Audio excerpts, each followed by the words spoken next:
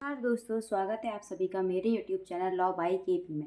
आज हम पढ़ने वाले हैं भारतीय संविदा अधिनियम 1872 की धारा 154 के बाद। पिछले वीडियो में हमने सेक्शन 153 तक पढ़ा था और जाना था कि प्री और मीन्स के पर्पस से कौन कौन से सेक्शन कितने कितने इंपॉर्टेंट हैं। आज हम सेक्शन 154 के आगे पढ़ेंगे और जानिए कि प्री में और मीन्स में इन सेक्शन को कैसे कनेक्टिव करके और प्री के पर्पस से कैसे कैसे से याद रखना है। तो आज की वीडियो को हम बिल्कुल भी देरी किए बिना स्टार्ट करते हैं और आज की वीडियो को विदाउट स्किप हमें स्टार्टिंग टू एंड देखना है, बिल्कुल भी स्किप नहीं करना है। ठीक है, सबसे पहले हम 154 सेक्शन को बैरेक्ट से रीड करते हैं।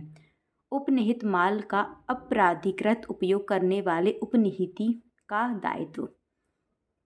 इट मीन्स कि जब उपनिहित माल यानी कि जो गुड्स या फिर हम जो भी थिंग्स बेली को देते हैं, बेलर जो होता है अपनी कोई भी वस्तुएं या अपना कोई भी माल जब वह बेली को देता है तो बेली का क्या कर्तव्य होता है। बेली का कर्तव्य होता है सबसे फर्स्ट तो कि वो बिल्कुल ऐसे ही उसकी यूज़ करे और ऐसी उसकी देखभाल करे जैसे कि वो अपने माल की करता। सेकेंडली ये होता है कि वो जिस पर्पज़ से उसे ले गया था उसी पर्पज़ से यूज़ करे। इट मीन्स उन्होंने कॉन्ट्रैक्ट में जो भी टर्म्स एंड कंडीशन मेंशन की थी उन्हीं टर्म्स एंड कंडीशन के तहत रह के वो उस माल या वस्तु का उपयोग करे।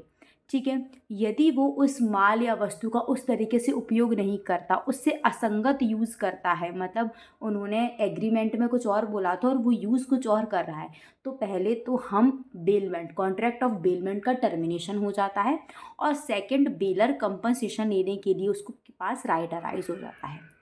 आपने जो एग्रीमेंट किया था, आपने बोला था कि मैं ऐसे इसका यूज़ करूँगा, वैसे आप यूज़ नहीं करते, उसका अनऑथराइज यूज़ कर रहे हो। उसका यूज़ कैसे कर रहे हो? आप अनऑथराइज कर रहे हो। इट मीन्स नाउ बेलर के पास राइट अराइज हो जाता है कि वो आपसे क्या ले सकता है, नुकसान के लिए कंपनसेशन ले सकता है। अगर आपके ऐसा करने से बेलर को कुछ भी नुकसान होता है तो बेली को कंपनसेशन देना पड़ेगा। प्री के पर्पस से सेक्शन 154 में पूछा जाता है कि जब माल का अपराधिकृत उपयोग किया जाता है तो उपनिहिति का कर्तव्य किस सेक्शन में बताया गया है? सेक्शन 154 में क्या कर्तव्य है कि उसे प्रतिकर देना पड़ेगा। और सेक्शन 153 में बताया गया है कि क्या हो जाता है, इससे बेलमेंट का टर्मिनेशन हो जाता है। तो सेक्शन 153 और 154 को बहुत अच्छे से याद रखना है कि टर्मिनेशन 153 में होगा और कंपनसेशन 154 में मिलेगा। ठीक है, इज इट ओके? यहाँ तक आपको क्लियर हुआ। अब हम पढ़ते हैं सेक्शन 155 के बारे में। सेक्शन 155 बताता है सेक्शन 155 बताता है उपनिहिति के माल के साथ उपनिधाता की सम्मति से उसके माल के मिश्रण का प्रभाव। मतलब उपनिहिति ने क्या किया, बेली ने क्या किया, बेलर के माल को अपने माल के साथ मिला दिया और बेलर की उसमें क्या नहीं थी, उपनिहिति की सम्मति से, मतलब उसकी सहमति थी, मिक्सचर विथ कंसेंट किया है। जैसे कि मेरी को शक्कर थी, ए एक बेलर है, बी बेली है, ए ने अपनी शक्कर बी को दी रखने के लिए कि आप मेरी शक्कर थोड़े टाइम के लिए रख लो। ठीक है, बी ने बोला मैं आपकी शक्कर रखूंगा बट मैं आपकी शक्कर को अपनी शक्कर में मिक्स कर लूँगा। ओके, कोई भी फर्क नहीं पड़ता क्योंकि यहाँ पर एक ही क्या है, कंसेंट है, इन्हें अपनी कंसेंट दे दी है। सेक्शन 155 इतना ही बताता है उपनिहिति के माल के साथ उपनिधाता की सम्मति से उसके माल के मिश्रण का प्रभाव, कि उपनिहिति ने अपने माल के साथ उपनिधाता के माल को मिला लिया। वो भी कब? जब उपनिधाता ने वो कंसेंट दे दी कि हाँ आप मिला सकते हो। यदि उपनिहिति उपनिधाता की सम्मति से उपनिधाता के माल को अपने माल के साथ मिश्रित कर दे तो उपनिधाता और उपनिहिति इस प्रकार उत्पादित मिश्रण में अपने अपने अंश के अनुपात में हित रखेंगे। फॉर एग्जाम्पल, ए की शक्कर थी, उसने बी को दी, बी ने उसकी शक्कर अपनी शक्कर में मिला ली और विद द कंसेंट ऑफ ए, इसमें ए की कंसेंट थी। लेकिन जो ए की शक्कर थी वो बहुत महंगी थी, बी की शक्कर महंगी नहीं थी। अब आपका जो भी प्रॉफिट होगा या वो जितने में भी बिकेगी वो अपने अपने शेयर्स में बांट लेंगे। ए की शक्कर महंगी थी तो वो कुछ ज़्यादा रुपये लेगा और बी की शक्कर सस्ती तो कुछ कम रुपये लेगा। सेक्शन 155 आपको इतना ही बताता है। नाउ सेक्शन 156, ये प्री के पर्पस से इंपॉर्टेंट है। 53, 54, 55, 56 प्री के पर्पस से बहुत ही ज़्यादा इंपॉर्टेंट है। ठीक है, सेक्शन 156 बताता है जब माल पृथक किए जा सकते हैं तब उपनिधाता की सम्मति के बिना किए गए मिश्रण का प्रभाव। इट मीन्स वो बोल रहा है यहाँ पर मिक्सचर विथ कंसेंट हुआ था पर यहाँ पर मिक्सचर विथ अनकंसेंट, उसकी कंसेंट नहीं थी। मतलब कि यहाँ पर बेलर ने कंसेंट नहीं दी थी कि आप मेरे माल के साथ अपने माल को मिला लीजिए, फिर भी आपने मिला लिया। अब यहाँ पर दो कंडीशन बनती हैं, एक तो माल ऐसा हो कि आप उसे अलग कर सकते हो, और एक माल ऐसा है कि आप उसे अलग नहीं कर सकते। जैसे कि आप एक दाल में एक दाल को मिला दो, क्या अलग कर पाओगे? बिल्कुल नहीं कर पाओगे। बट आप सोने में चांदी मिला दो, उसे तो आप अलग कर सकते हो ना। तो एक होते हैं जिन्हें आप अलग कर सकते हो, एक होते हैं जिन्हें आप अलग नहीं कर सकते। अगर आप चावल में रुई मिला दो, आप अलग कर लोगे, ठीक है। तो ये दो प्रकार के केस होते हैं, एक में आप माल को अलग कर सकते हो, वो इसमें बताया गया है 156 में। 157 में बताया गया है कि विदाउट कंसेंट बेली जो होता है वो मिक्सचर कर देता है, बट उसमें जो आपकी माल या फिर जो वस्तु होती है ना, वो ऐसी होती है कि आप उसे अलग नहीं कर सकते। जैसे दोनों प्रकार की शक्कर, शक्कर में चावल, इस टाइप की कुछ चीज़ें होती हैं, ठीक है। तो अब सेक्शन 156 को पढ़ते हैं।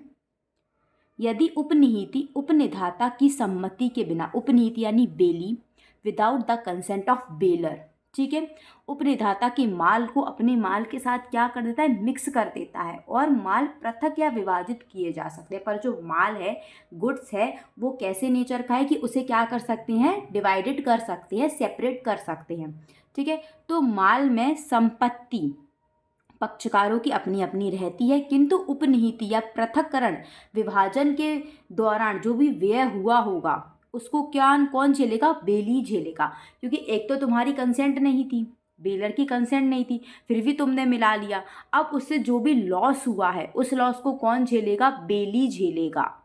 बेली क्यों झेलेगा? क्योंकि बेलर ने बोला तो नहीं था कि मिला लो, पर फिर भी तुम जाके मिला लिए। अब तुम मिला लिए, उससे जो भी नुकसान हुआ, कहने को वो इस प्रकार की वस्तुएं थी कि वो अलग हो सकती थी, पर खर्चा हुआ, क्या पता उसने किसी को बुलाया, या हो सकता है उसका कुछ डिले हो गया, उससे उसको कुछ नुकसान हो गया, तो वो जो भी नुकसान हुआ उस कारण वो नुकसान को बेली झेलेगा। ये आपके सेक्शन 156 में बताया गया है। आप इसका इलस्ट्रेशन भी पढ़ सकते हैं। का एक विशिष्ट चिन्ह से चिन्हित रुई को 100 गांठों खा के पास उपनिहित करता है। का यहाँ पर बेलर है, बी बेली है, ठीक है। का की सम्मति के बिना खा उन गांठों को एक अलग चिन्ह के साथ मिला देता है, पर क्योंकि दोनों में अलग अलग साइन है तो वो अलग हो सकती हैं। बट जब मतलब यहाँ पर कंसेंट बेलर की नहीं थी, बेली ने मिला लिया, ठीक है, पर वो ऐसी वस्तुएं थी जो अलग हो सकती हैं, उनको अलग करने में जो भी खर्चा आएगा उसको बेली उठाएगा। सिंपली इतनी बात कही गई है। अब सेक्शन 157 को पढ़ते हैं। यहाँ पर भी विदाउट कंसेंट मिलाया जाता है, और यहाँ पर एक ट्विस्ट और है कि जो वस्तुएं हैं वो किस प्रकार की है कि वो सेपरेट भी नहीं की जा सकती। ओके, सेक्शन 157 बताता है जब माल पृथक ना किए जा सकते हो और बेलर की कंसेंट नहीं हो और बेली मिला दे, ठीक है। 156 सेक्शन में बताया गया था कि जब माल पृथक किए जा सकते हो, तब बेलर की कंसेंट नहीं हो और बेली मिला दे, तो फिर क्योंकि माल ऐसे हैं या वस्तुएं ऐसी हैं जिन्हें सेपरेट किया जा सकता है, और जब वस्तुओं को सेपरेट किया जा सकता है तो उनको सेपरेशन के वक्त जो भी उनमें खर्चा आया वो खर्चा बेली उठा लेगा। बट यहाँ पर तो ये कंडीशन बन चुकी है कि मालों को सेपरेट ही नहीं किया जा सकता। नाउ जब आप सेपरेट ही नहीं कर सकते तो आप उन्हें अलग नहीं कर पाओगे। अब जब आप अलग नहीं कर पाओगे तो फिर पूरी नुकसानी के लिए बेली लायबल होगा, ठीक है। दोनों में बेली ही लायबल है, बस फ़र्क इतना है कि 156 में जो है वो सेपरेटेबल है। जो वस्तुएं हैं वो कैसी हैं? सेपरेट हो सकती हैं, ठीक है, अलग अलग हो सकती हैं। तो आप उन्हें अलग करोगे, अलग करने में आपका जो भी नुकसान या खर्चा आएगा वो बेली उठाएगा। 157 में भी क्या है? विदाउट कंसेंट ऑफ बेलर, बेली ने मिक्स तो कर दिया, बट उसमें कैसे हैं कि जो माल या फिर जो गुड्स हैं वो कैसे हैं? कैन नॉट बी सेपरेट, तो उन्हें सेपरेट तो आप कर नहीं सकते, तो फिर पूरी नुकसानी बेली देगा, ठीक है। 157 में पूरा जितना भी पूरा नुकसान होगा वो बेली उठाएगा, और 156 में सिर्फ इतना है कि जो सेपरेशन के दौरान नुकसान होगा वो बेली उठाएगा, ठीक है। इतना आपका 157 तक बताया गया है। आज की वीडियो में इतना ही। नेक्स्ट वीडियो में हम सेक्शन 158 से स्टार्ट करेंगे। ओके, अगर वीडियो अच्छा लगा हो तो वीडियो को लाइक कीजिए, चैनल को शेयर सब्सक्राइब कीजिए। Till then bye bye.